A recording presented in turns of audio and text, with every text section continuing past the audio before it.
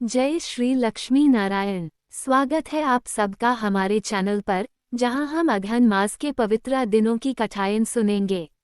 आज है अगहन मास का पहला दिन। चलिए सुनते हैं एक प्रेरणादायक कथा जो हमें भक्ति, श्रद्धा और पुण्य का संदेश देती है। कथा का महत्व और आरंभ।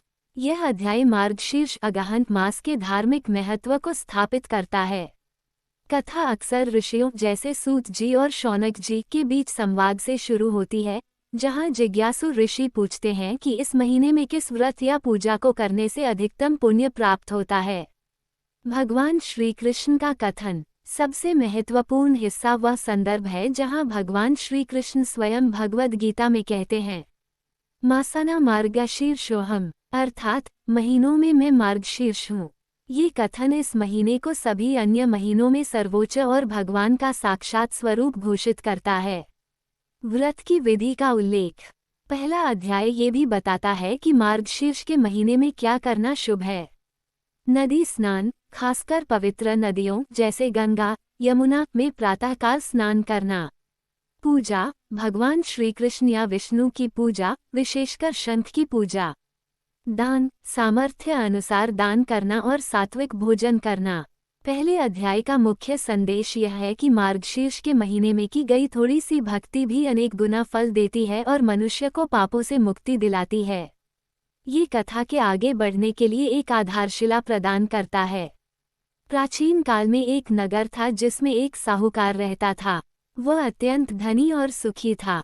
उसके पास किसी चीज की कमी न थी, परंतु उसे एक ही दुख था, उसे कोई संतान नहीं थी।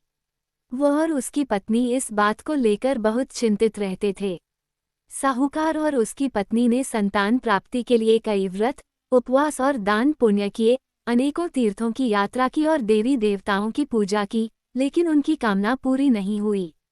एक बार साहूकार और उसकी पत्नी ने सुना कि अगहन मास मार्गशीर्ष माह में भगवान विष्णु और माता लक्ष्मी की पूजा और कथा सुनने से सभी मनोकामनाएं पूरी होती हैं और संतान सुख भी प्राप्त होता है। ये सुनकर साहूकार की पत्नी ने अगहन मास के पहले गुरुवार से ही विधि विधान से व्रत रखना और कथा सुनना शुरू कर दिया। वो हर गुरुवार को सुबह जल्दी उठकर स्नान करती, साफ वस्त्र पहनती और भगवान विष्णु तथा माता लक्ष्मी की पूजा करती थी। पूजा के बाद वह कथा सुनती और अगहन मास की कथा की पुस्तक को हल्दी, कुमकुम और पुष्प से सजाकर रखती थी। साहूकार की पत्नी का व्रत और भक्ति देखकर माता लक्ष्मी बहुत प्रसन्न हुई। एक दिन माता लक्ष्मी ने एक वृद्धा का रूप धारण किया और साहूकार के घर पर आई।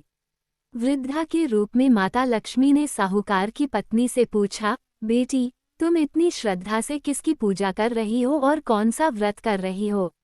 साहूकार की पत्नी ने हाथ जोड़कर विनम्रता से उत्तर दिया, माता, मैं अगहन मास का व्रत कर रही हूँ और भगवान विष्णु तथा माता लक्ष्मी से संतान प्राप्ति की प्रार्थना कर रही हूँ।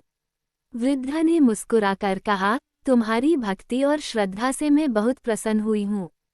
तुम्हारी मनोकामना अवश्य पूरी होगी। इतना कहकर माता लक्ष्मी अंतर्ध्यान हो गईं। समय बीता और माता लक्ष्मी के आशीर्वाद से साहूकार की पत्नी को संतान सुख की प्राप्ति हुई।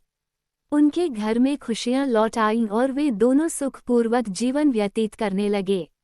ये कथा हमें ईश्वर पर अटूट विश्वास और सच्ची श्रद्धा के महत्व को सिखाती है।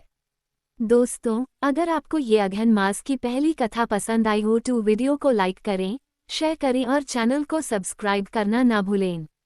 कल मिलते हैं अगहन मास के दूसरे दिन की एक और पवित्र कथा के